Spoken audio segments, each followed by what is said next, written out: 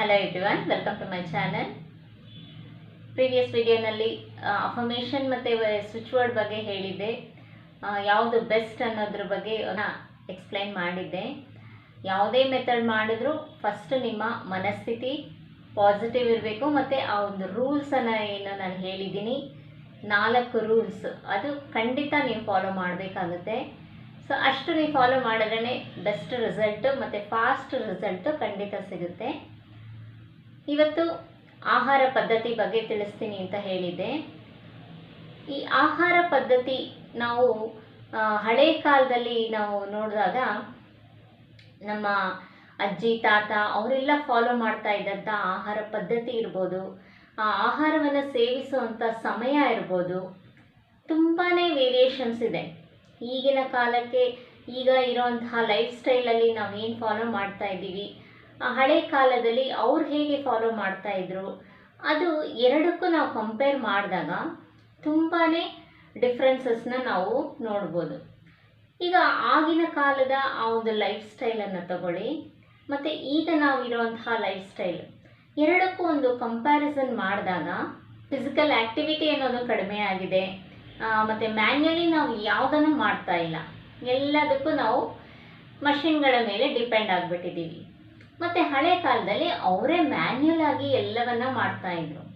ಬಟ್ಟೆ ಒಗೆಯೋದಿರ್ಬೋದು, ಯಾವುದೇ ಒಂದು ಪುಡಿಗಳು ಮಾಡಬೇಕಾದ್ರೆ ಕುಟ್ಟಿ ಪುಡಿ ಮಾಡ್ತಾಯಿದ್ರು ಮತ್ತು ಮಸಾಲೆಗಳನ್ನು ರುಬ್ತಾ ಇದ್ರು, ಹಿಟ್ಟುಗಳನ್ನು ರುಬ್ತಾ ಇದ್ರು. ಈಗ ಅದೆಲ್ಲ ಯಾವ ಆ್ಯಕ್ಟಿವಿಟೀಸು ನಮಗಿಲ್ಲ, ಎಲ್ಲದಕ್ಕೂ ಮಿಕ್ಸರ್, ಗ್ರೈಂಡರ್, ವಾಷಿಂಗ್ ಮಿಷಿನ್ ಇದೆ, ಎಲ್ಲದಕ್ಕೂ ಮಷಿನ್ಗಳಿದೆ. ಹಾಗಾಗಿ ನಮ್ಮ ಆ ಒಂದು ಫಿಸಿಕಲ್ ಆ್ಯಕ್ಟಿವಿಟಿ ಅನ್ನೋದು ಕಡಿಮೆ ಆಗಿದೆ.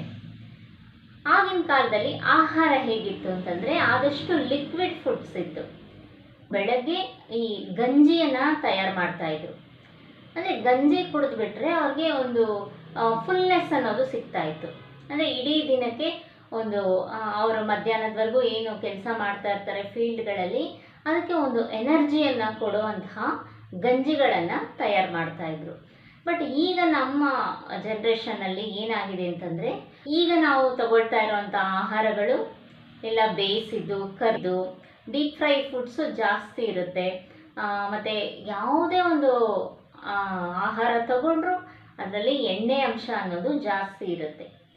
ಹಾಗಾಗಿ ಯಾವ ಒಂದು ಆಹಾರದಲ್ಲೂ ಆ ಒಂದು ನಮ್ಮ ಎನರ್ಜಿ ಲೆವೆಲನ್ನು ಬ್ಯಾಲೆನ್ಸ್ಡಾಗಿ ಇಟ್ಕೊಳ್ಳೋಕ್ಕೆ, ಈಗ ನಮ್ಮ ಅಜ್ಜಿ ತಾತ ಎಷ್ಟು ಹೆಲ್ತಿಯಾಗಿದ್ದರು, ಅವರ ಎನರ್ಜಿ ಲೆವೆಲ್ಗೆ ನಾವು ಕಂಪೇರ್ ಮಾಡಿಕೊಂಡ್ರೆ ನಾವು ತುಂಬ ವೀಕ್ ಆಗಿಬಿಟ್ಟಿದ್ದೀವಿ. ಅದಕ್ಕೆ ನಮ್ಮ ಲೈಫ್ ಸ್ಟೈಲ್ ಇರ್ಬೋದು, ಫಿಸಿಕಲ್ ಆ್ಯಕ್ಟಿವಿಟೀಸ್ ಕಡಿಮೆ ಆಗಿದೆ, ಆಹಾರ ತಗೊಳ್ಳೋದು ಜಾಸ್ತಿ ಆಗಿದೆ. ಈ ಹಳೆ ಕಾಲದಲ್ಲಿ ಈಗ ಯಾವುದೇ ಒಂದು ಆಹಾರ ಇರ್ಬೋದು, ಒಕೇಶ್ನಲಿ ಯಾವುದೋ ಒಂದು ಹಬ್ಬ, ಒಂದೊಂದು ಹಬ್ಬಕ್ಕೆ ಒಂದೊಂದು ಅಡುಗೆ ಅಂತ ಇರುತ್ತೆ, ಒಂದೊಂದು ವಿಶೇಷವಾದ ತಿನಿಸುಗಳು.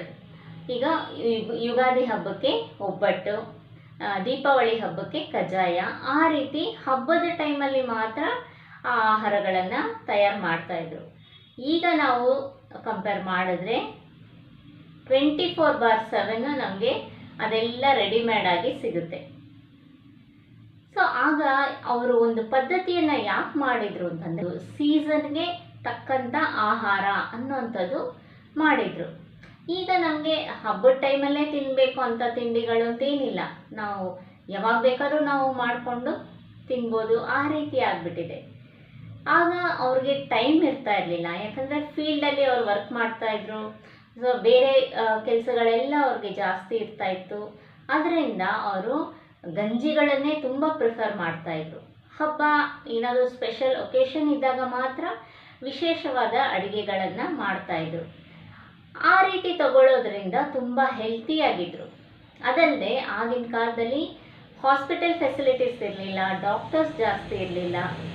ಈಗ ನಮಗೆ ಹೆಜ್ಜೆಗೊಂದು ಮೆಡಿಕಲ್ ಶಾಪ್ಸ್ ಸಿಗ್ತಾ ಇದೆ, ಕ್ಲಿನಿಕ್ಗಳು ಸಿಗ್ತಾ ಇದೆ. ಸೊ ಹಾಸ್ಪಿಟಲ್ಸ್ ಎಲ್ಲಿ ನೋಡಿದ್ರು ಹಾಸ್ಪಿಟಲ್ಸ್, ಅದು ಮಲ್ಟಿ ಸ್ಪೆಷಾಲಿಟಿ ಹಾಸ್ಪಿಟಲ್ಸ್ ಜಾಸ್ತಿ ಆಗಿದೆ. ಸೊ ಅಂಥ ಕಡೆ ಎಲ್ಲ ಹೋದಾಗ ಏನಾಗುತ್ತೆ, ನಾವು ಹಾಸ್ಪಿಟಲ್ ಏನೋ ಒಂದು ಸಣ್ಣ ಪುಟ್ಟ ಸಮಸ್ಯೆಗೆ ಅಂತ ನಾವು ಹೋದ್ರೇನು, ಸೊ ಕಂಪ್ಲೀಟ್ ಟೆಸ್ಟ್ ಅನ್ನೋದು ಮಾಡಬೇಕು ಅನ್ನೋ ರೀತಿ ಒಂದು ಪ್ಯಾಕೇಜ್ ಥರ ಕೊಟ್ಬಿಡ್ತಾರೆ. ಈಗ ಹೇಗಾಗಿದೆ ಅಂತಂದರೆ ಅದು ಒಂದು ಬಿಸ್ನೆಸ್ ಥರ ಆಗೋಗಿದೆ.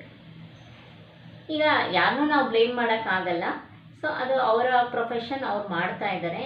ಬಟ್ ನಾವು ಆದಷ್ಟು ಸಣ್ಣ ಪುಟ್ಟ ಆರೋಗ್ಯ ಸಮಸ್ಯೆಗಳಿಗೆ ನಾವು ಹಾಸ್ಪಿಟಲ್ಗೆ ಹೋಗದೆ ನಾವೇ ಒಂದು ಮನೆ ಮದ್ದುಗಳಿರ್ಬೋದು, prevention is better than cure ಅಂತ ಹೇಳ್ತಾರೆ. ಅಂದರೆ ಅದು ಬರೋದಕ್ಕಿಂತ ಮುಂಚೆನೇ ತಡೆಗಟ್ಟುವಂಥದ್ದು. ಸೊ ನಾವು ಏನು ಆಹಾರ ತಗೊಳ್ತಾ ಇದ್ದೀವಿ ಕಾನ್ಷಿಯಸ್ ಆಗಿ ನಾವು ತಗೊಂಡು ಸ್ವಲ್ಪ ಎಚ್ಚರಿಕೆ ವಹಿಸ್ಕೊಂಡ್ರೆ ಸೊ ಆ ಒಂದು ಹಾಸ್ಪಿಟಲ್ಗೆ ನಾವು ಹೋಗೋದು ತಪ್ಪುತ್ತೆ, ಮೆಡಿಸಿನ್ಗಳ ಮೇಲೆ ಡಿಪೆಂಡ್ ಆಗೋದು ತಪ್ಪುತ್ತೆ. ಸೊ ನಮ್ಮ ಆರೋಗ್ಯ ನಮ್ಮ ಕೈಯಲ್ಲೇ ಇರುತ್ತೆ.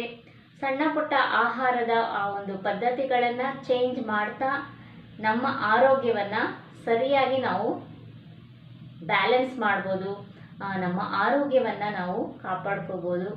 ಮುಂದಿನ ವೀಡಿಯೋಸಲ್ಲಿ ಆಹಾರ ಪದ್ಧತಿಗಳ ಬಗ್ಗೆ ಇನ್ನಷ್ಟು ಮಾಹಿತಿಗಳನ್ನು ತಿಳಿಸ್ತೀನಿ. ಚಾನಲ್ಗೆ ಸಬ್ಸ್ಕ್ರೈಬ್ ಮಾಡ್ಕೊಳ್ಳಿ. ಆದಷ್ಟು ಎಲ್ರಿಗೂ ಈ ಒಂದು ವಿಡಿಯೋನ ಶೇರ್ ಮಾಡಿ. ಯಾಕಂದರೆ ಈ ಒಂದು ಮಾಹಿತಿಗಳನ್ನು ಎಲ್ರಿಗೂ ಶೇರ್ ಮಾಡೋದ್ರಿಂದ ಅವ್ರಿಗೂ ಒಂದು ಅವೇರ್ನೆಸ್ ಬರುತ್ತೆ. ಹೆಲ್ತ್ ಬಗ್ಗೆ ಒಂದು ಕಾನ್ಷಿಯಸ್ ಆಗಿ ನಾವು ಇರೋದ್ರಿಂದ ಮುಂದೆ ಬರುವಂತಹ ಕೆಲವೊಂದು ಪ್ರಾಬ್ಲಮ್ಗಳನ್ನು ನಾವು ಈಗಲಿಂದನೇ ಎಚ್ಚರಿಕೆಯಿಂದ ತಡೆಗಟ್ಬೋದು. ನಿಮ್ಮ ಒಪಿನಿಯನ್ ಏನೇ ಇದ್ದರೂ ಕಮೆಂಟ್ ಸೆಕ್ಷನಲ್ಲಿ ಕಮೆಂಟ್ ಮಾಡಿ. Thank you.